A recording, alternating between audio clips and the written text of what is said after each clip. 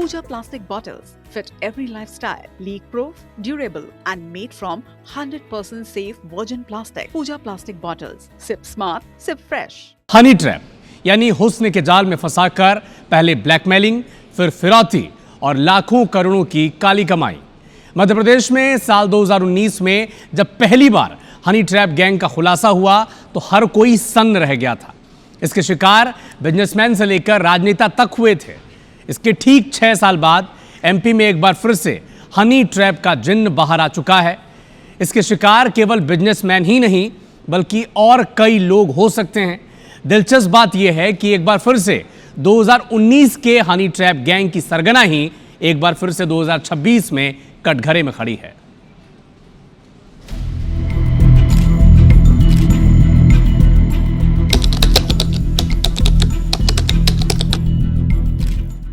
साल 2019 के बहुचर्चित हनी ट्रैप में शामिल इस चेहरे को आप शायद नहीं भूले होंगे, जिसने कई हाई प्रोफाइल लोगों को अपने हुस्न के जाल में फंसाकर हड़कंप मचा दिया था। ठीक 6 साल बाद श्वेता जैन का नाम एक बार फिर चर्चा में है। श्वेता जैन को पुलिस ने हनी ट्रैप के एक और मामले में उसके साथियों के साथ गिरफ्तार किया है। उनके साथ पार्टनरशिप के लिए अलका दीक्षित से बात हुई थी और अलका दीक्षित के साथ में एक लाखन सिंह भी थे। उन्होंने बात की थी कि हमको आप इस ज़मीन के कारोबार में 50-50% का पार्टनर बना लो, लेकिन इस बात को एक्सेप्ट नहीं किया उन्होंने, क्योंकि अलका दीक्षित के आपराधिक रिकॉर्ड थे। तब इस बात से व्यथित होकर के इन लोगों ने, आरोपीगणों ने प्लान करके इनकी गाड़ी को रोका और गाड़ी को रोक करके 1 करोड़ रुपए देने की धमकी दी और कहा कि अगर आप ऐसा नहीं करते हो तो आपके हम फोटो वीडियो हमारे पास में है, आपको हम समाज में कहीं का नहीं छोड़ेंगे, और साथ में उनको ब्लैकमेल करने लगे। पुलिस जांच में ये बात भी सामने आई कि श्वेता जैन ने अलका को जेल में बिताए दिनों के दौरान प्रभावशाली लोगों को हनी ट्रैप में फंसाने के तरीके बताए थे। इंदौर पुलिस को मिली शिकायत के मुताबिक बाणगंगा निवासी हितेंद्र ने शिकायत दर्ज कराई थी कि करीब 1 महीने पहले अलका दीक्षित से उसकी मुलाकात हुई थी।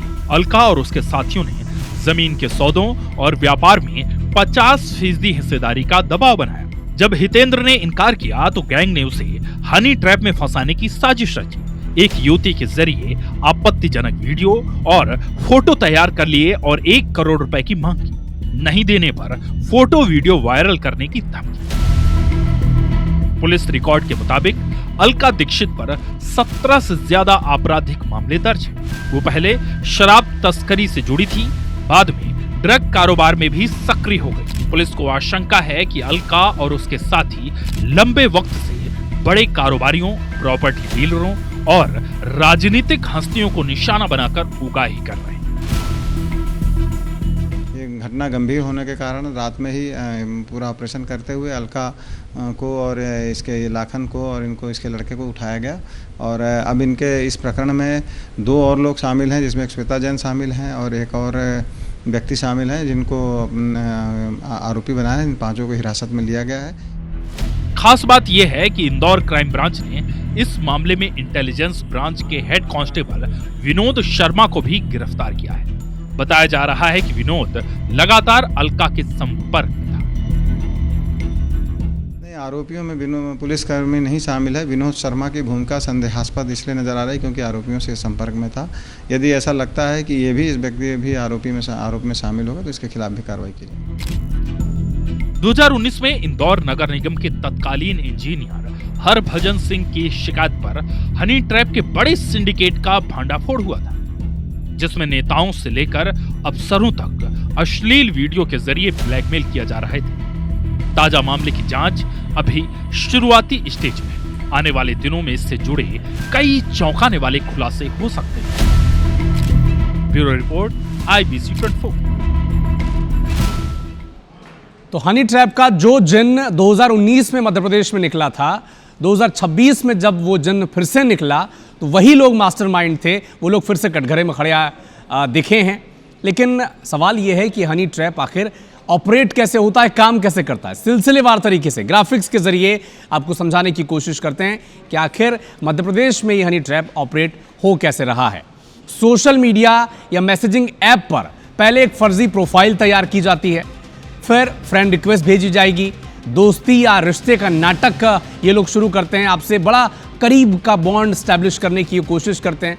फिर वीडियो कॉल या फिर फोटो के जरिए आपत्तिजनक अश्लील कंटेंट ये आपसे तैयार करवाएंगे।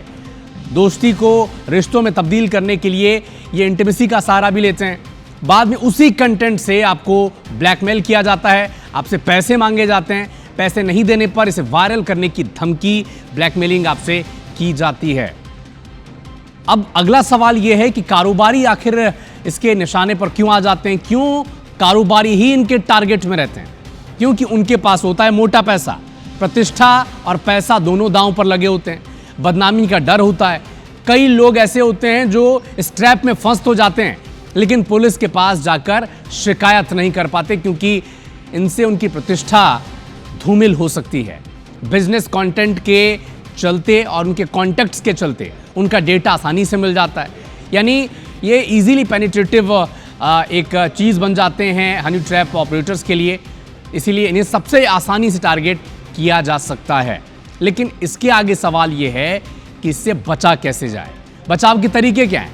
सबसे पहली बात तो ये, जो सोशल मीडिया जो लोग भी ऑपरेट करते हैं, कि अनजान लोगों से पर्सनल बातचीत आप ना करें। वीडियो कॉल से बचें, क्योंकि कौन किस वक्त वीडियो कॉल पर बात कर रहा है, वो किस परिस्थिति में है, ये आपको नहीं पता। एक स्क्रीनशॉट और आपका पैसा और आपकी प्रतिष्ठा दोनों धूमिल होने में वक्त नहीं लगेगा।